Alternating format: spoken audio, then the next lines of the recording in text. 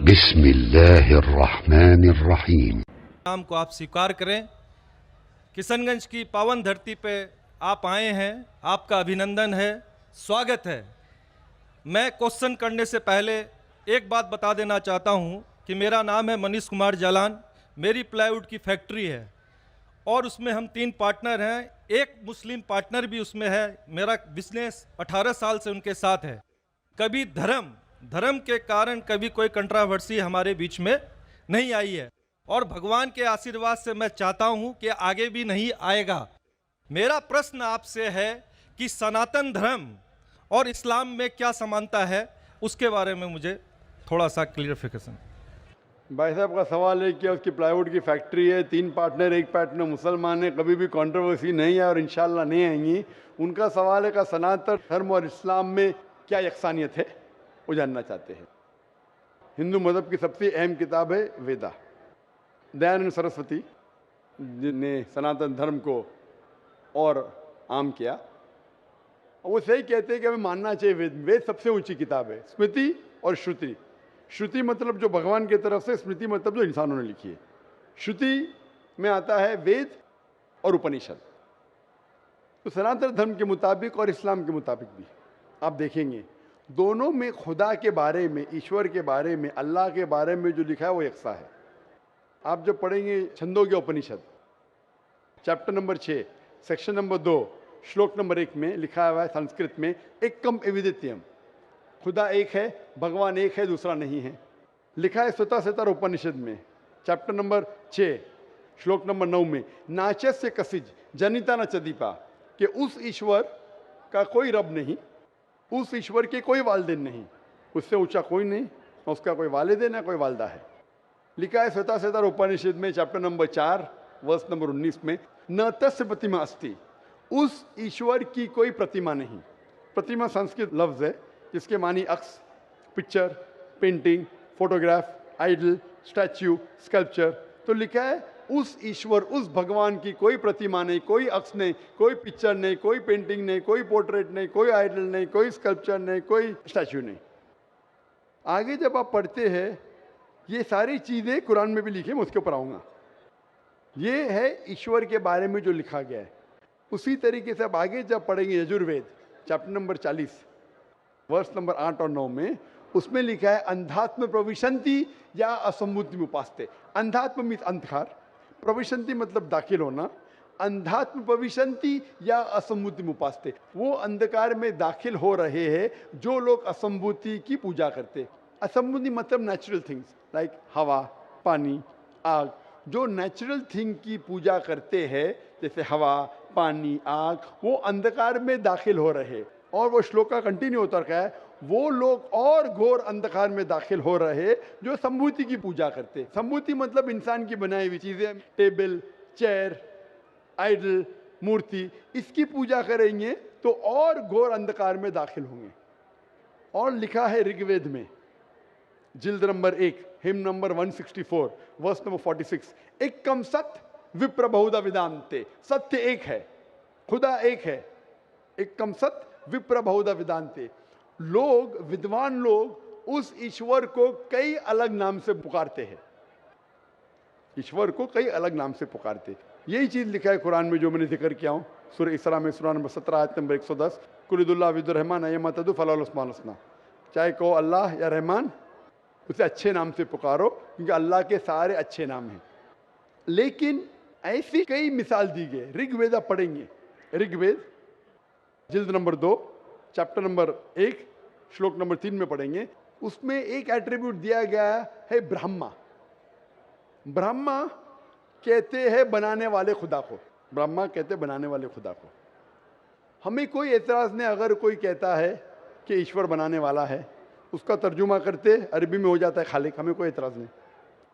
लेकिन अगर कोई कहता है कि ईश्वर वो ब्रह्मा है जिसके 4 सिर है, हर सिर पे मुकुट है, तो हम मुसलमान उस पर एतराज करते हैं क्योंकि आप भगवान को अक्स दे रहे और आप Yajurveda chapter number 32 shloka number 3 के खिलाफ जा रहे। ना तस्य प्रतिमास्ति, उस ईश्वर की कोई प्रतिमा नहीं, आपने प्रतिमा दिया तो गलत किया। इसी तरीके से आगे आप पढ़ेंगे लिखा हुआ है ऋग्वेद में, किताब नंबर 6, हिम नंबर 46, श्लोक नंबर 16 में, या एक मुश्ती ही, भगवान एक ही है, सिर्फ उसकी तारीफ करो। और ब्रह्म सूत्र हिंदुइज्म का है, एक कम ब्राह्म द्योत्या नास्ते नैना नास्ति किंचन, भगवान एक ही है, दूसरा नहीं है, नहीं है, नहीं है, जरा भी नहीं है, सिर्फ एक खुदा है, उसके अलावा कोई नहीं है। अगर कोई मुसलमान से पूछेंगे कि सबसे बेहतरीन क्या डेफिनेशन है खुदा की, अल्लाह की, वो जवाब आपको देगा सूरह इखलास, सूरा नंबर 112 आयत नंबर 1 से 4, जिसमें लिखा है कुल हुवल्लाहु अहद, कहो कि अल्लाह एक है, अल्लाह समद, अल्लाह जो बेनियाज है, लम यलिद वलम यूलद, ना वो किसी को जना है ना किसी से जना है, वलम यकुल लहू कुफुवन अहद, उसके जैसा कोई नहीं है। ये 4 लाइन का डेफिनेशन है कुरान मजीद में, सूरह इखलास सूरा नंबर 112, जिसमें अल्लाह ताला फरमाते कुल हुवल्लाहु अहद, कहो कि अल्लाह एक है, अल्लाह समद, अल्लाह जो बेनियाज है, लम यलिद वलम यूलद, ना वो किसी को जनता है ना किसी से जना है, वलम यकुल लहू कुफुवन अहद, उसके जैसा कोई नहीं। अगर कोई भी चीज़ को आप कहते हैं खुदा है, भगवान है, ईश्वर है, अगर ये 4 लाइन के डेफिनेशन में उतरता है, हम मुसलमान को कोई एतराज़ नहीं मानने के लिए कि वो ईश्वर है, कि वो खुदा है। तो ये सनातन धर्म के खुदा एक है, उसका कोई अक्स नहीं, हूबहू मिलता है कुरान मजीद से। लेकिन मैं एक स्टेप आगे जाता हूँ, यहाँ तक के तो सही है, दयानंद सरस्वती ने कहा ईश्वर के बारे में, मैंने मान लिया, मैंने थोड़ी और रिसर्च किया। मैंने कहता हूँ मैं दयानंद सरस्वती और विद्वान हूँ, और रिसर्च किया हूँ।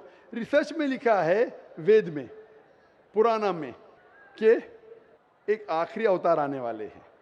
इसका जिक्र दयानंद सरस्वती ने नहीं किया, क्यों नहीं किया मैं जानता नहीं, लेकिन लिखा है भविष्य पुराना, मतलब जो भविष्य के बारे में आपको कह रही है।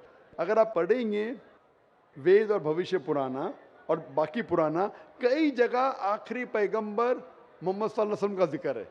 मैं पूरा तफसीर से नहीं बोलूँगा, हवाले दूंगा तो आसान होगा। आप पढ़ेंगे भविष्य पुराना पर्व 3 खंड 3 अध्याय 3 श्लोका 5 से 8 तक, इसमें मोहम्मद सल्लल्लाहु अलैहि वसल्लम का जिक्र है। आगे पढ़ेंगे भविष्य पुराना पर्व 3 खंड 3 अध्याय 3 श्लोका 10 से 27 में मोहम्मद सल्लल्लाहु अलैहि वसल्लम का जिक्र है। अगर आप पढ़ेंगे अथर्ववेद किताब नंबर 20 खंड नंबर 127 श्लोका नंबर 1 से 14 में मोहम्मद सल्लल्लाहु अलैहि वसल्लम का जिक्र है, इसे कहते कुंटब सुक्तास। अगर आप पढ़ेंगे ऋग्वेद किताब number 1 chapter number 53 shloka number 9 में मोहम्मद सल्लल्लाहु अलैहि वसल्लम का जिक्र है। कई जगह पे उनका नाम से जिक्र है और बड़ी तफसील से जिक्र है कल की पुराना में। कल की पुराना चैप्टर नंबर 2 श्लोक नंबर 5, 7, 9, 15 यहाँ पढ़ेंगे। इसमें लिखा है कि कल युग में, कल युग मतलब आखिरी युग में आएंगे आखिरी अवतार। अवतार जैसा मैंने कहा का मतलब नहीं कि भगवान नीचे आना। अवतार एक संस्कृत वर्ड है जिसका मानी अवत्र, अवत्र मतलब खुदा ने भेजा, खुद खुदा नहीं आ रहा है, it belongs to God, not God himself. इसीलिए इसका कॉन्सेप्ट है मैसेंजर, पैगंबर। तो कल युग में कल की अवतार आएगा, उसके बाप का नाम है विष्णु यास। विष्णु मतलब ईश्वर खुदा, यास मतलब खुदा का बंदा। अरबी में कहीं हो जाता अब्दुल्ला जो मोहम्मद सल्लल्लाहु अलैहि वसल्लम के वालिद का नाम था। उसकी माँ का नाम होगा सुमति, सुमति मतलब अमन शांति। अरबी में कहेंगे आमिना जो नाम था मोहम्मद सल्लल्लाहु अलैहि वसल्लम के वालदा का नाम। वो पैदा होंगे एक अमन के शहर में जो था मक्का। वो पैदा होंगे ऐसे खानदान में जो उस शहर का रखवाला था और मोहम्मद सल्लल्लाहु अलैहि वसल्लम कुरैश खानदान में पैदा हुए। पहली वही उन्हें आएंगे एक गार में, एक केव के अंदर। मोहम्मद सल्लल्लाहु अलैहि वसल्लम को सबसे पहली वही आए गार हिरा में रात के वक्त, हम जानते हैं। फिर वो माइग्रेट करेंगे नॉर्थ वर्ड और वापस आएंगे। मोहम्मद सल्लल्लाहु अलैहि वसल्लम ने हिजरत की, मदीना फिर वापस आया। उनके 4 करीब दोस्त होंगे, सबसे पहले 4 खुलफा राशिदीन। ऐसे कई तफसील है। तो खुदा के जिक्र के बाद जो वेद में यकसानियत है जो कुरान से मिलती है वो है मोहम्मद सल्लल्लाहु अलैहि वसल्लम का जिक्र। और भी यकसानियत है, ये तो सिर्फ खुदा के बारे में और मोहम्मद सल्लल्लाहु अलैहि वसल्लम के बारे में। और यकसानियत है शराब मत पियो, जैसा मैंने कहा कुरान में लिखे सूरह माइदा सूरह 5 आयत नंबर 90 शराब मत पियो।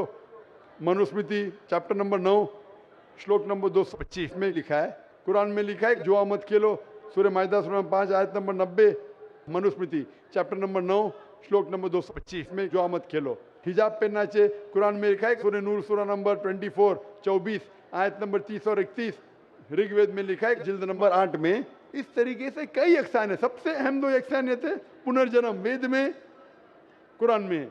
सबसे अहम यकसानियत खुदा है कि उसका अक्स नहीं है, और मोहम्मद सल्लल्लाहु अलैहि वसल्लम आखिरी पैगंबर है। आप मानते हैं भाई साहब कि खुदा एक है? मुझे जानकारी नहीं है। आप मानते खुदा एक है कि नहीं मानते? मुझे जानकारी नहीं है, और अपने धर्म को जो जानता हूँ उस हिसाब से हम तो सभी देवी देवताओं को मानते हैं और हमें मानना भी चाहिए, ये हम जानते हैं। आपके धर्म में सबसे ऊंची किताब कौन सी है? हम तो गीता को मानते हैं। गीता क्या है? वेद का निचोड़ है। सबसे ऊंची किताब हिंदू धर्म में है वेद। वेद जो है श्रुति, वेद, उपनिषद। फिर आएंगे आपके महाभारत। भगवत गीता 18 चैप्टर है महाभारत के, 18 चैप्टर।